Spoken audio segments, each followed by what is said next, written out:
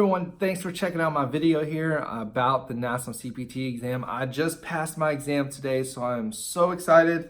I have my certificate right here, so I can't be more excited. As you may understand or know how hard it is when you work for something really hard and you spend a lot of time sacrificing that time to achieve your goals. It's just extremely satisfying and good to know that all the time that you did that was worth it. So I'm telling you right now that if you are studying for the CPT exam, it is going to be worth it. I promise. Keep pushing through it. I know it's going to be hard. There's a lot of stuff to know. There's a lot of content to remember. So you got this. Believe in yourself and go get it. This video is basically going to talk about what all I did to pass the exam and how I did it. For me, the exam was quite easy, to be honest with you. It took about 30 minutes to complete. There's 120 questions, so that's extremely fast. And I have a few tips that is going to make your life a lot easier to pass that test. You have to understand that you don't want to just know the concept. You don't want to just know what the Golgi tendon organ is. You want to understand how the Golgi tendon organ is going to operate in the bigger picture of overactive muscles, underactive. You're going to understand how that's going to affect everything else. And I say that to say because I want you to be able to take the concept and look at it from a greater perspective and a bigger perspective and how it's going to fit into the overall picture, because that's what's going to become important, because that's what you're getting tested on. This very much so is an applicable test, so you have to apply what you've learned. You have to apply it to scenarios on the test and to answer correctly. Tip number 2, I highly advise you to go all the way to the end of your exercises and go to the NASM CPT study guide. I wish I would have done this in the first part of my studying, because what happens is they give me all the concepts and they give me a lot of just the big stuff. They give me the big stuff, the main concepts, the tables, et cetera, on there. And then what I can do is I can take notes on the back of all my sheets and I can just have everything I need in one. Tip number 3, I highly advise you to go ahead and schedule your test. For me, I'm really good at cramming things. I was always like that in school and in college. And I kind of can work under pressure a little bit better. If I have a lot of time, I'm not as structured, you could say. So creating a crunch time for me was really important and helpful in my studying. So I would advise you right now that if you're serious about this, like, don't drag it out. Say, hey, I'm going to take my test in 6 weeks. Go through NASM, contact PSI, and go ahead and schedule your exam. That way it's already done and you kind of have that pressure that, oh, there is a deadline. There's a deadline, I have to achieve that. I hope those tips help you. I'll leave those in the show notes or the video notes down below, just to give you a little bit more solidarity in what those are. But now we're going to get into what you need to study. Now, again, this is broken out into 5 different domains. So basically what I'm going to do is just go through the study guide and give you an idea of what I see on here that you need to know, which is important. So starting at domain 1, basic and applied sciences and nutritional concepts, you need to understand what the nervous system is and understand that there's a part of your nervous system that is voluntary and that's involuntary, and that's going to be on your test. And kind of understanding how those operate is going to be really important. You're going to want to understand how the muscle system works. So one particular concept in here that's very important is the Golgi tendon organ, or the GTO. I probably had about 4 or 5 questions on just that one alone. So understand how that works, understand how that affects the muscles. You're going to want to understand the sarcomere and how the Z lines are interacting. Want to understand the heart.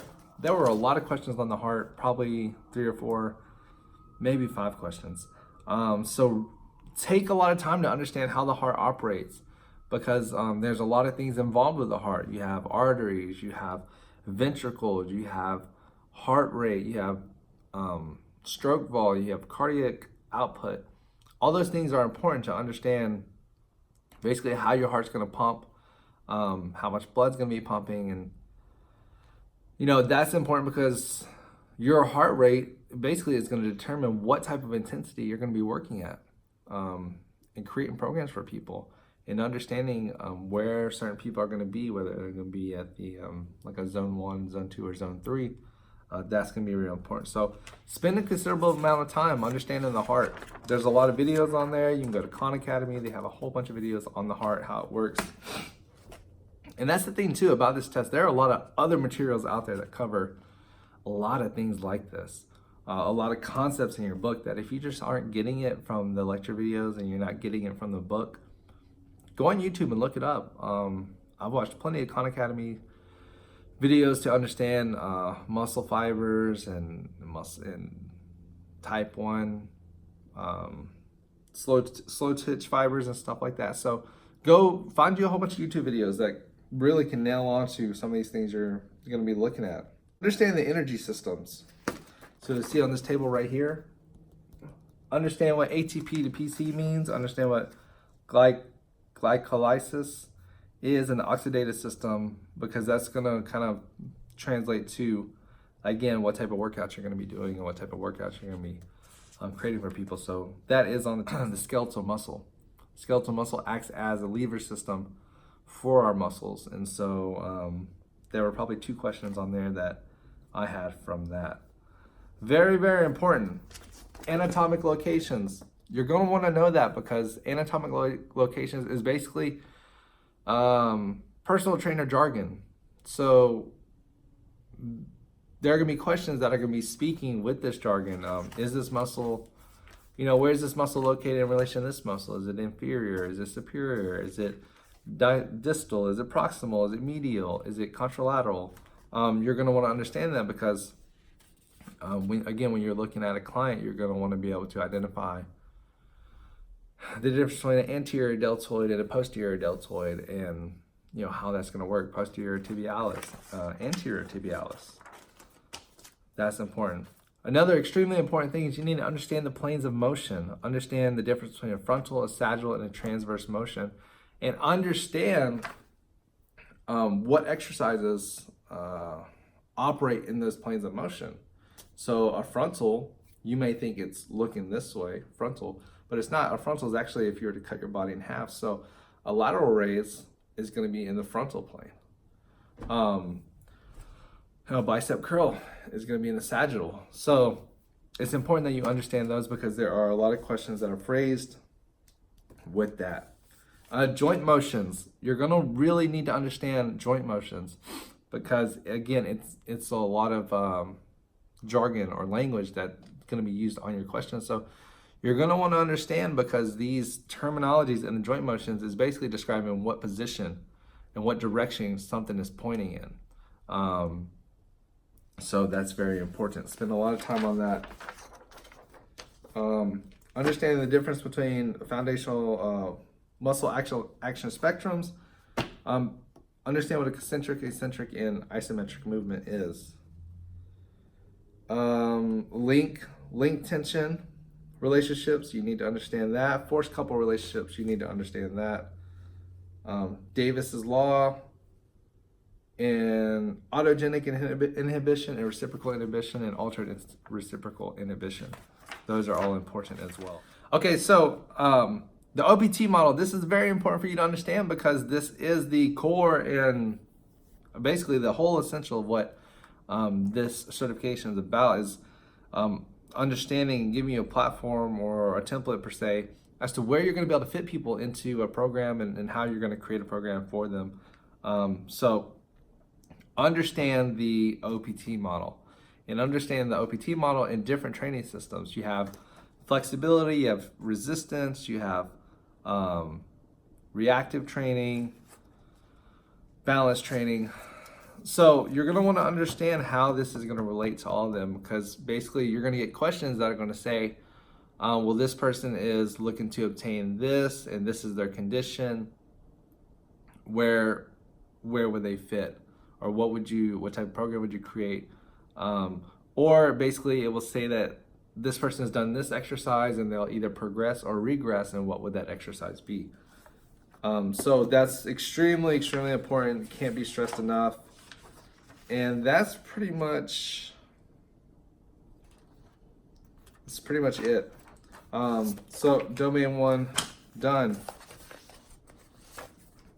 Domain 2, assessments. Another extremely important part of your test.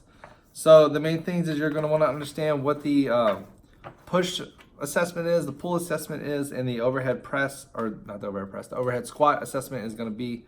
And you're going to want to understand, and I can't stress this enough, you're going to want to understand what the underactive and the overactive muscles are going to be. For me, the way I understood it, I was kind of confused when I was first learning it. But basically, an overactive muscle is a muscle that's going to be doing a little bit too much. And so it's going to be causing. So for an example, if you're doing the overhead squat assessment and your knees are going inward, that's going to mean that your adductor muscles may be a little bit too tight. So if your knees are supposed to be straight and that muscle is tight, it's going to pull that in. So then as a result, we're going to want to relax that muscle so it lengthens back up. Because what happens is the muscle can get really tight, and then we want to lengthen it back to its correct size, which is basically the definition of length tension relationships. So understand that and keep that in mind, that overactive muscle is going to be a muscle that's going to be kind of too tight, and it's going to be causing the issue. Your overactive muscles really are going to be a lot of the bigger muscles. Your lats, your traps, your pecs, things like that. So spend a considerable amount of time looking at the overhead squat assessment and looking at what muscles are overactive, what muscles are underactive, and actually do the assessment on yourself in a way, like just performing what it means to have your knees inward or your feet outward or an arch in your back or your arms falling forward, because then you'll have a better idea to feel what's actually going on in the body. Another thing in domain 2 is really important is the test. You're going to want to understand what the Sharks skills test is, the Davies Test is, and the YMCA three-step test, and the Rockford walk test. Those are very important. Let's see, you're going to want to understand what the resting heart rate is. You're going to want to understand what a radial and carotid pulse is. You're going to want to understand blood pressure and how to measure blood pressure. Basically, what's the average blood pressure for a person. In this study guide, there are all the tables for your overactive and underactive muscles and the different assessments. So again, this is where the notes come in handy, because see, I was able to take notes and understand and kind of identify. Another thing that really helped me with this portion is I actually downloaded an app called iMuscle 2 on the iPhone, and basically I was able to look at the anatomy of a person and click on a certain muscle, and it would give me information as to what that muscle was. I could also strip off layers of muscles, so there were like 3 layers. So there's a lot of little muscles behind a lot of the bigger muscles that are going to be, most of the time, your underactive muscles, but you'll be able to kind of identify those. So spend a lot of time looking at those muscles, and because when you can look at the muscles and you can understand where they are, you'll have a better idea of what's actually going on when you're seeing this, and you're gonna have a better idea of how this is gonna work.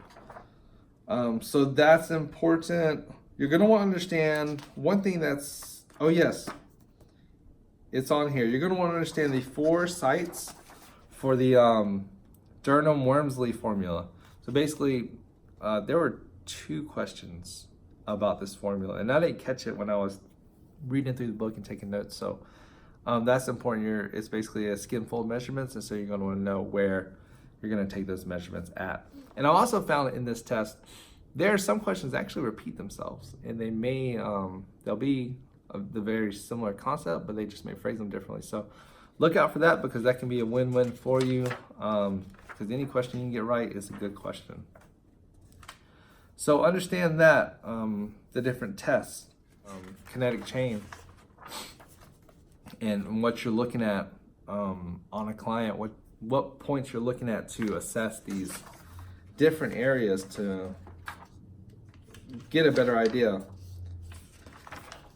One thing that's on here too is that you're going to want to look at the difference between a subjective information, objective information from a client. So an objective information is something, either an assessment or something that you see for yourself that you can comprehend.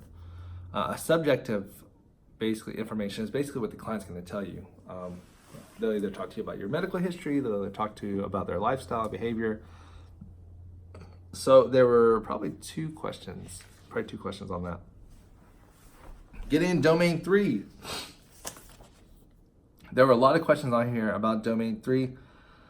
Oh, I got that right too. Nice. You're going to want to understand the integrated flexibility continuum and the difference between corrective flexibility, active flexibility, and functional flexibility. So look at that. It's also going to talk about SMR. That's very important. All your stretching is very important to understand. The difference between SMR, static, active, and dynamic. That's very important. Oh,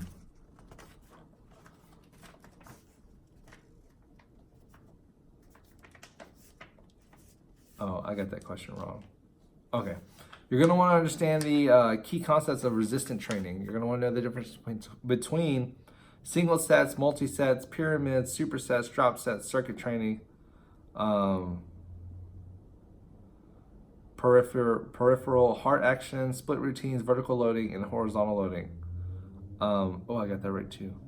You're going to want to understand those. That's really important. Understand also the concept of tempo. So if I give you a 4-2-1 tempo, the 4 is going to be your eccentric, the 2 is going to be your isometric, and the 1 is going to be your concentric. So that's important. Understand heart rate zones. That's important because you're going to want to know where your client's going to be working at. Obviously, newer and beginning clients are going to be working at a lower and more zone 1, creeping into zone 2 heart rate zones. Going through that, I know this is kind of a long video, but if you're really interested in passing, I promise that this is all worth it. You're going to want to look at, I would really advise looking at all the exercises too. If you go in the back of the book, you go right here, all the way back to, in the back of the book, you have muscular systems. I found this extremely helpful just to go through and read about all the muscles, get an idea where they're located, get an idea what their function is.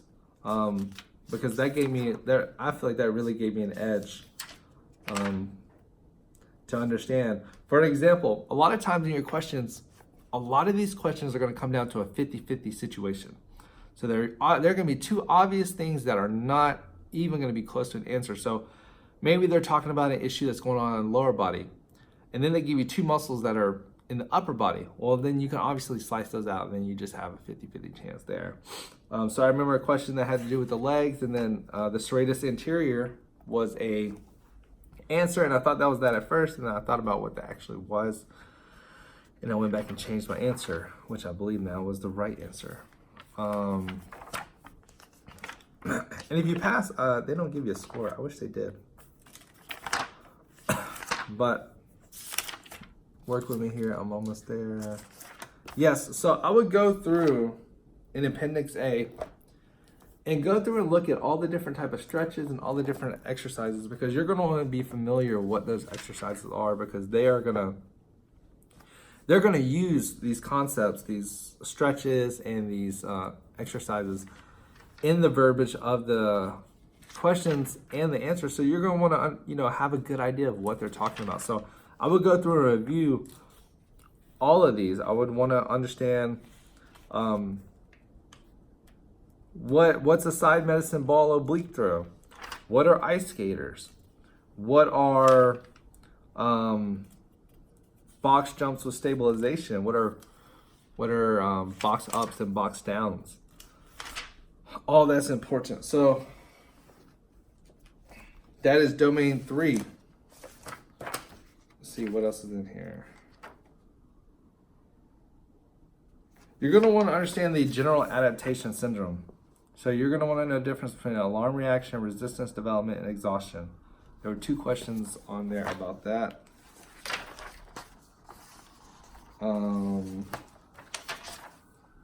Going through. So that's important. Also, in the resistance training, you're gonna need to know the difference between power, hypertrophy, strength, and understand different type of exercises, and really the amount of repetitions and rest times. That's important. I'm losing my light over here on me, so I'm gonna finish up and wrap up this real quick. When you get a domain 4 actually it has a very small amount of information on the actual guide, but there's a lot in the book. So I would spend some time taking some notes on the chapters that work in here and the videos.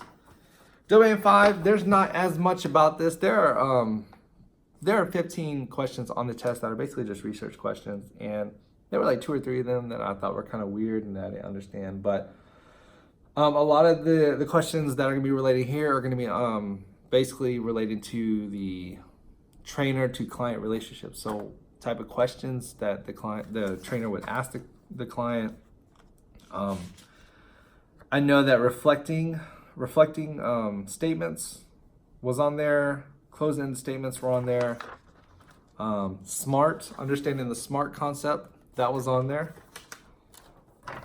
And goal expectation, that was on there. There was one question where this guy, he wanted to lose just like a crazy amount of weight in a small amount of time. And I was like, that's just absolutely ridiculous. And one of the answers was, well, maybe we should make realistic expectations. I was like, yeah, that sounds about right. Understanding the forms of support. This was actually on there, and I didn't know, but I kind of just made an educated guess. I think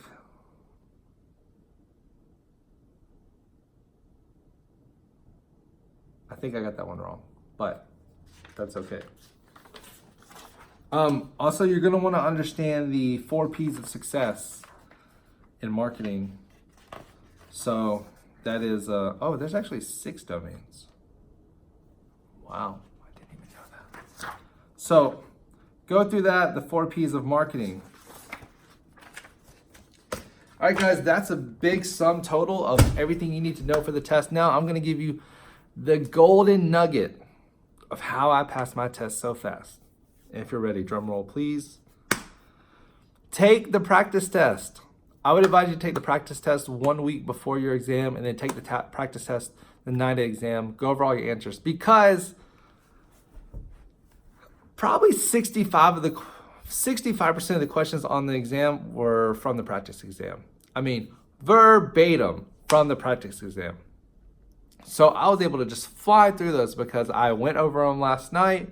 I went over them this morning. And yeah, it was just like boom, boom, boom, boom, boom. I know the exact answer to this because it was in the practice exam. Every test is different, so yours may not be, but I have a pretty good feeling that if there were some identical questions, I mean, they were identical questions on the practice exam, that they'll be on the exam. So guys, I hope this helps. I'm so excited that you're going on this journey with me as well to become a personal trainer. Now that I have my certification, I'm so excited to get started and start doing videos and start getting clients and really creating a career out of being a personal trainer and helping people.